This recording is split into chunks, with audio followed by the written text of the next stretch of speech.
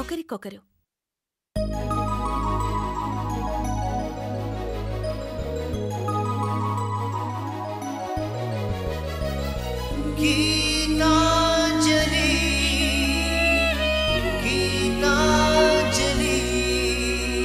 చినుకై చిరు చల్లై మన మనసులు కురవాలి పూవై పొదరిల్లై ఎదలల్లకు పోవాలి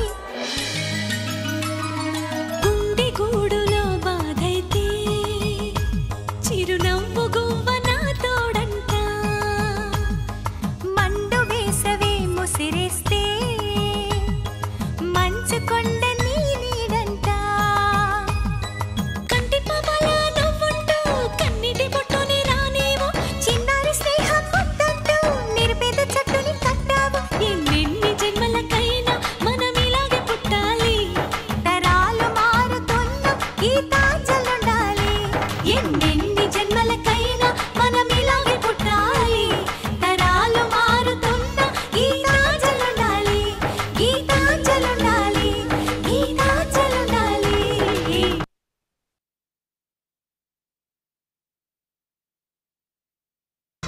ఎందుకంటే చచ్చినట్టు విడాకులు తీసుకుని ఆస్తంతా అప్పచెప్పేసి ఏం చెయ్యాలో అర్థం కాక పిచ్చిదానిలాగా రోడ్లమ్మట తిరుగుతూ ఒక శుభముహూర్తాన పుట్టుకని రాలిపోతా.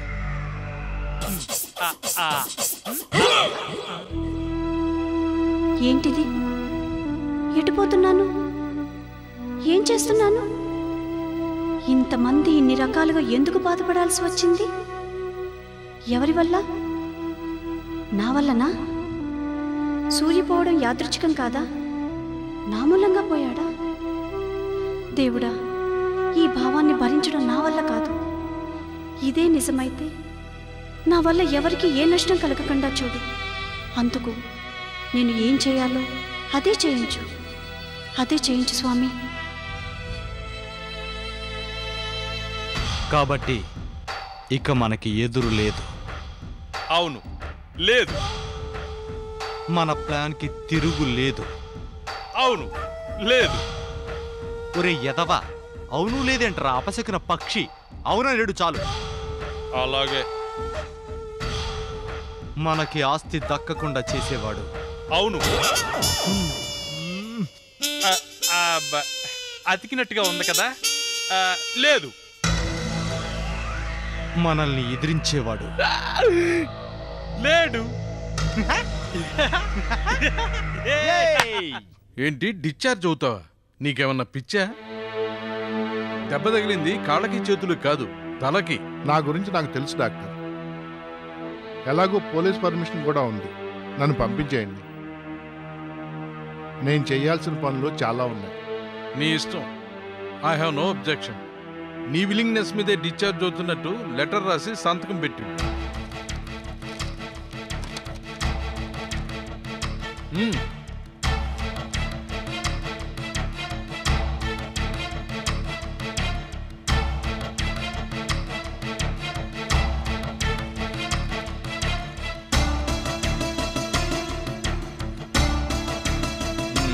మీరు వెళ్ళొచ్చు. Thank you doctor. ఓకే.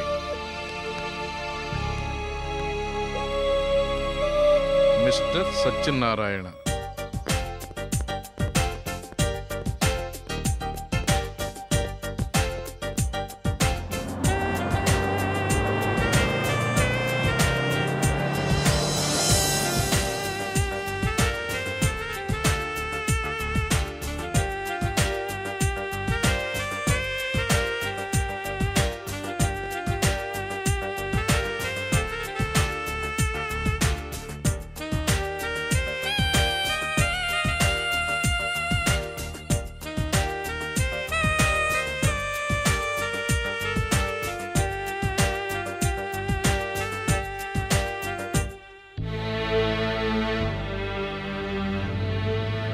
ఏంటోరా,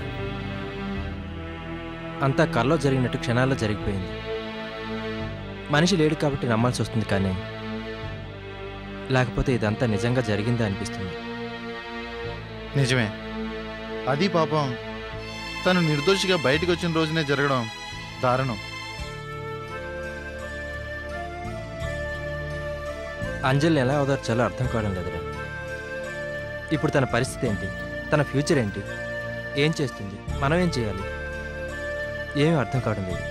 ఇంత దారుణం చేసిన వాడిని మాత్రం ఊరికే వదలకూడదురా. He must get capital punishment. Yes, he must. అవునరా, పోయే ముందు రోజు సూర్య వచ్చి నీతో నీ చుట్టూనే ఎవరో నిన్ను గీతని విడదీయడానికి ట్రై చేస్తున్నారని చెప్పాడన్నావు కదా. అవును. వాళ్ళే దీనికి కారణమే ఉంటారంటావా? కావచ్చురా. అతను అంత సిన్సియర్గా చెప్పాడంటే ఇప్పటి పరిస్థితిని బట్టి నిజమే అనిపిస్తుంది. వాళ్ళు ఎవరై ఉంటారు? అదే నాకు అర్థం కావడం లేదు. సూర్య కూడా ఇప్పుడొద్దు, తర్వాత డీటెయిల్గా చెప్తాను అన్నాడు. చివరికి చెప్పకుండానే అసలు మమ్మల్ని వేరు చేసినా చంపినా ఎవరికి రా బెనిఫిట్? అదే చూడాలి. అక్కడేం క్లూస్ దొరకలేదా? లేదు, హంతకుడు చాలా క్లవర్గా మేనేజ్ చేశాడు. పోలీస్ డాగ్స్ కూడా కనిపెట్టలేకపోయాయి. పైగా చాలామంది తిరిగే ప్లేస్ అది. నువ్వెందుకు వచ్చావని ఎవరిని అడగలేని స్పాట్ అది. ఆ సత్తి కాదు, జయరాం మనుషులు కాదు, ఇంకెవరై ఉంటారు? చూద్దాం. It's too early to think about it. Prakash, మొన్న ఇంట్లో ఓ లెటర్ దొరికింది. ఓ గంటలో రా, నీతో అర్జెంటుగా మాట్లాడాలని అందులో రాసుంది. కానీ అది ఎవరెవరికి రాశారో అర్థం కావడం లేదు. మరి ఈ విషయం నాకెందుకు చెప్పలేదు? చెప్దాం అనుకునే అంతలో ఇలా జరిగింది కదా, ఆ గొడవలో దాన్ని మర్చిపోయాను. ఓకే, ఆ లెటర్ నాకివ్వు. దాని సంగతి నేను తెలుస్తా. సరే, నేను ఇక బయలుదేరుతాను. ఒకసారి అంజలిని కలవాలి. సూర్య పోయే ముందు అంజలితో ఏదో చెప్పాడు. తను ఏం చెప్పాడో తెలుసుకోవాలి. వెంటనే కనుక్కో, మనకేమైనా ఉపయోగపడచ్చు. ష్యూర్.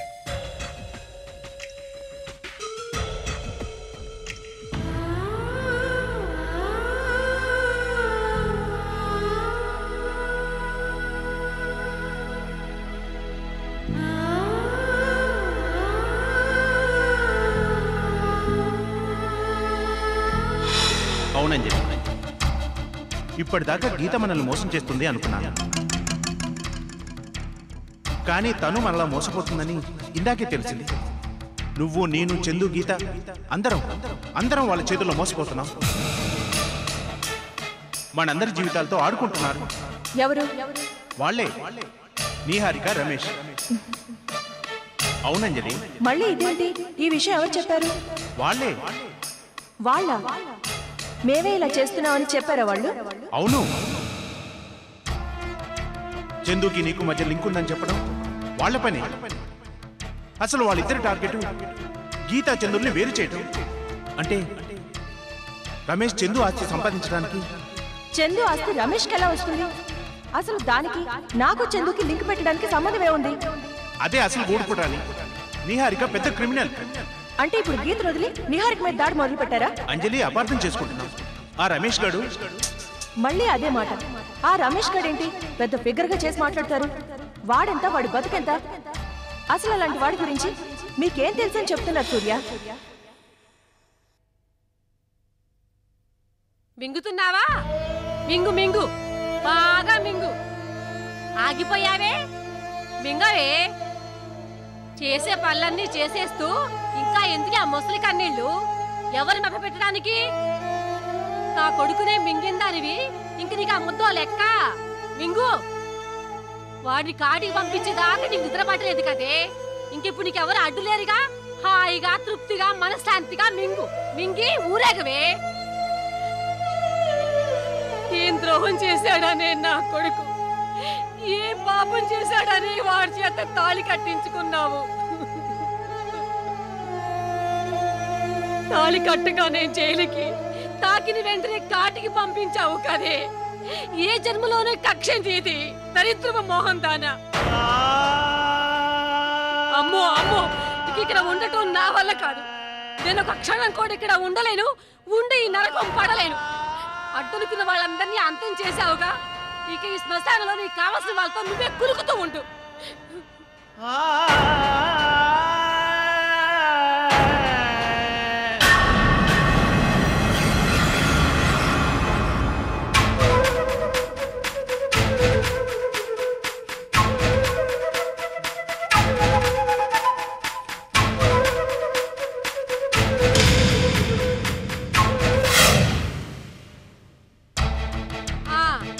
వచ్చావా నాయనా?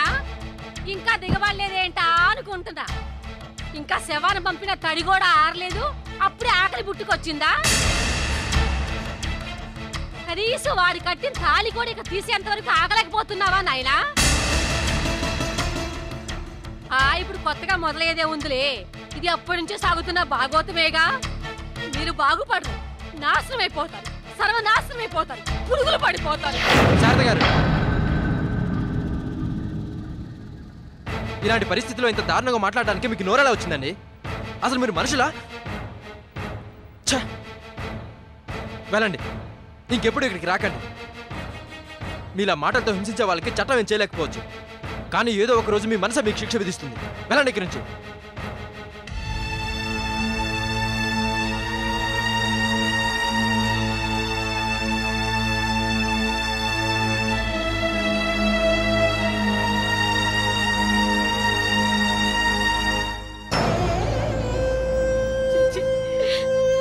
ఆఖరికి నా బతుకు వెళ్ళగొట్టించుకునే దాకా దిగజారిందిరా. కనీసం నీతో పాటే నన్ను కూడా తీసుకుని వెళ్లాల్సిందిరా నాన్న. ఎలాంటి కుక్క బతుకు మిగిల్చావురా నాకు.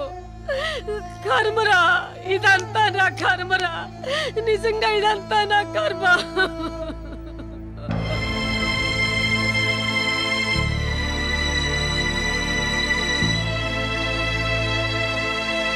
అంజలి, ఆవిడన్నవి మనసులో పెట్టుకోకు. ఆవిడ మనస్తత్వమే అంత. అలాంటి వాళ్ళని మార్చాలనుకోవడం కన్నా మనమే దూరంగా ఉండటం మంచిది. అందుకే వెళ్ళిపోమన్నాను.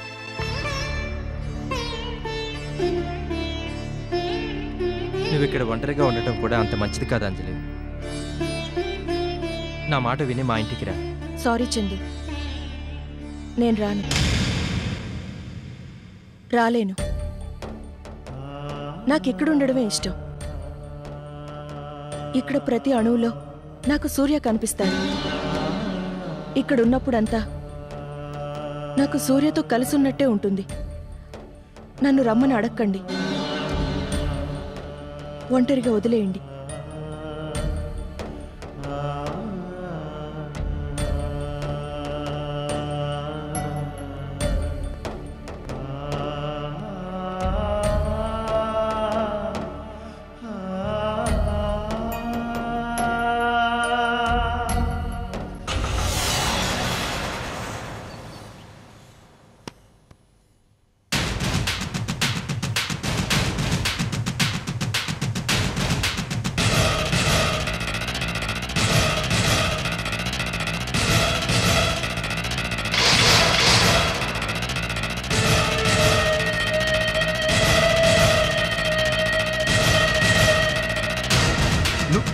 నువ్వా?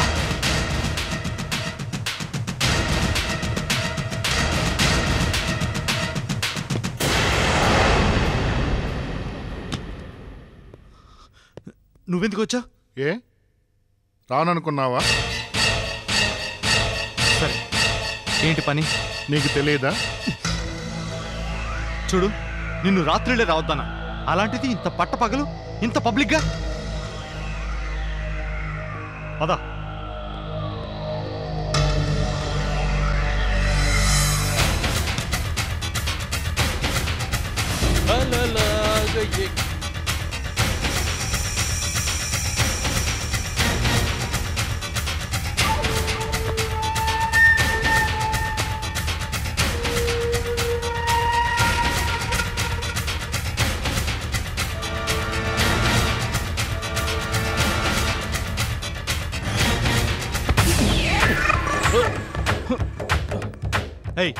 చూసుకుని చావచ్చుగా.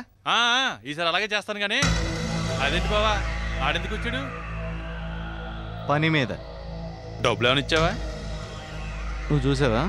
అంటే జేబులో పెట్టుకుని వెళ్తుంటే చూశాను. ఇచ్చానులే.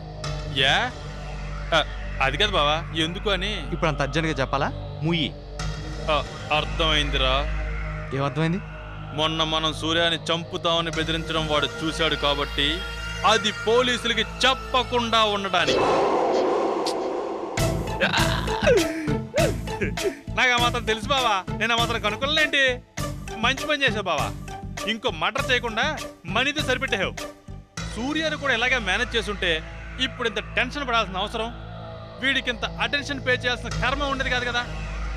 వాడు అసలు లొంగితేగా. మర్డర్ చేయడం అంటే మనకేమైనా సరదా అనుకున్నావా? కానీ ఇప్పుడు చేస్తున్నానుగా, దానికి కావాల్సిన మేనేజ్మెంట్ ఇంకొదిలే. అవునులే, అర్థమైంది. సరే పద పద, పెగ్గేస్తే నిద్ర పడటం లేదు ఈ మధ్య. ఏం కర్మరా నాయన, పద.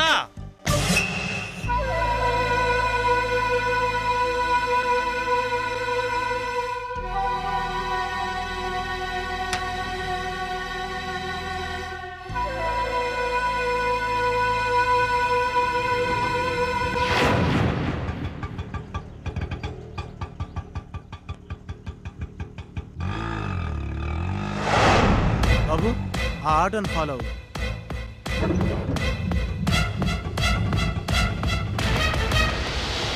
ఏం సతీష్ నువ్వు చెప్పేది? సతీ రమేష్ని కలిసాడా? అవును సార్, అలవాటైన వాళ్ళ సత్తి లోపలికి వెళ్ళాడు. బహుశా ఏదో మాట్లాడుంటాడు, తర్వాత బయటకు వచ్చాడు.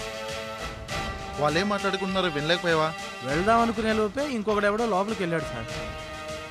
తర్వాత సత్తినే బయటకు వచ్చేసాడు.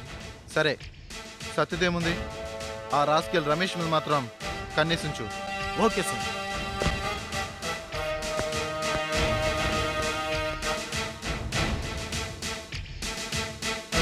సతీ రమేష్ని కలిసాడా? వాళ్ళిద్దరికేంటి లింకు? సూర్య చుట్టుపక్కల ఉన్న వాళ్ళని నమ్మద్దని చందుతో అన్నది వీళ్ళ గురించేనా? అసలు ఈ రమేష్ ఇన్వాల్వ్మెంట్ ఏంటి?